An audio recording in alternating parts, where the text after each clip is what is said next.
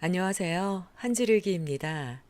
오늘 소개할 사연은 사연자분이 평생 잊지 못할 집착과 스토킹을 당한 이야기입니다. 사연 시작하겠습니다. 저는 직장 다니고 있는 평범한 30대 남자입니다. 아내와 5살 아들과 함께 살고 있습니다. 남들과 별다를 거 없는 가정이었어요. 그 사건이 있기 전까지는요. 어느 날부터인가 아파트 주차장 한쪽에 낯선 검은색 차 한 대가 서 있었습니다. 며칠이 지나도 늘 그 자리에 주차되어 있었어요. 차 안에는 누군가 앉아 있었지만 대수롭지 않게 넘겼습니다. 하지만 시간이 갈수록 불안한 마음이 들었어요. 그 차 옆에만 지나가면 저도 모르게 가슴이 마구 뛰었거든요. 그리고 항상 그 차는 저희 집 쪽을 바라보게 주차가 되어 있었습니다. 그래서 집 창문을 열기가 불편했어요. 며칠 뒤 한밤중에 단지 안에서 끔찍한 사건이 일어났습니다. 귀가 넌 여성이 괴한에게 습격을 당한 겁니다. 피투성이가 된 현장은 말 그대로 아수라장이었어요. 여성은 다행히 목숨은 건질 수 있었고요. 목숨을 건질 수 있었던 건 목격자들이 있었기 때문이었습니다. 검은색 승용차에서 내린 남자가 여성을 공격하다 목격자들을 보고 놀라 그 차를 몰고 도망을 갔기 때문이었죠. 순간 저는 그 검은 승용차가 생각났고 왠지 모를 공포에 소름이 돋았습니다. 사건이 있은 지 며칠 후 일이 터졌습니다. 마침 제가 휴가여서 아들을 유치원에 데려다주는 길이었어요. 그런데 그 검은 승용차가 유치원 골목길에 서 있는 겁니다. 차 안은 썬팅 때문에 자세히는 안 보였지만 그래도 사람의 움직임과 남자인지 여자인지는 구분이 되었어요. 운전석에 앉아있던 사람은 남자였고 우릴 쳐다보는 시선이 느껴졌습니다. 저도 한참을 그 시선에서 눈을 떼지 못했고 아들이 아빠 나 유치원 들어갈게 하는 말에 시선을 거뒀습니다. 그 사이 그 차는 사라졌고 저는 알 수 없는 불안감에 가슴이 답답해졌어요. 다행히 그 차 번호를 외웠고 저는 바로 경찰에 신고를 했습니다. 얼마 전 있었던 우리 아파트 단지 내 피습 사건의 차를 봤다고 말하고 차 번호를 불러줬어요. 며칠 후 밝혀진 진실은 지금 생각해도 숨이 안 쉬어질 정도로 힘이 드네요. 그 차 안에 있었던 남자는 제 아내의 전 남자친구였습니다. 10년 전에 이미 끝난 관계였는데 그가 여전히 아내를 스토킹하고 있었던 겁니다. 하지만 여기서 끝이 아니었어요.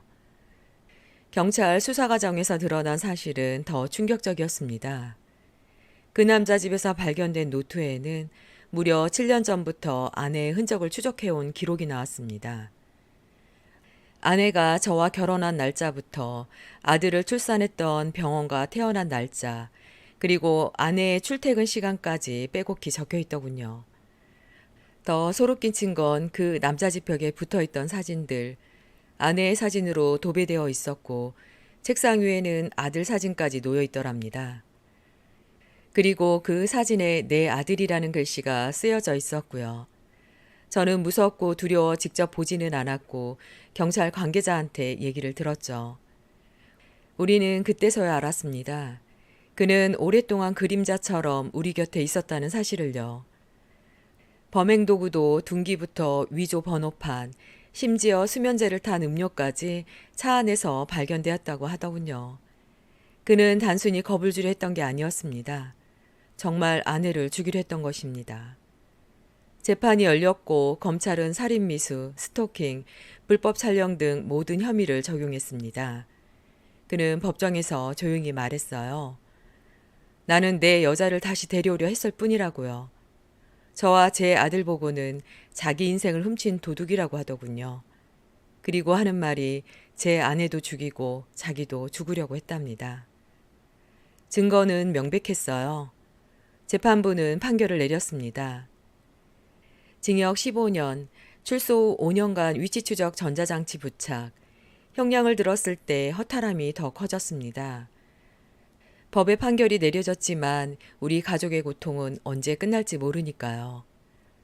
출소 후 또 어떤 상황이 올지 모른다고 생각하니 겁이 났습니다.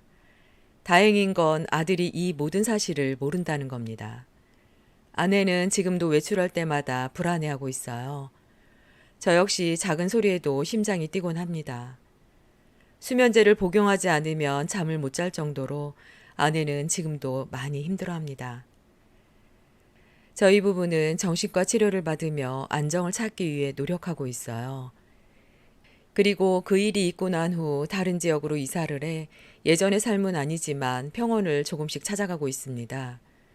저와 아내 아들까지 개명도 했고요.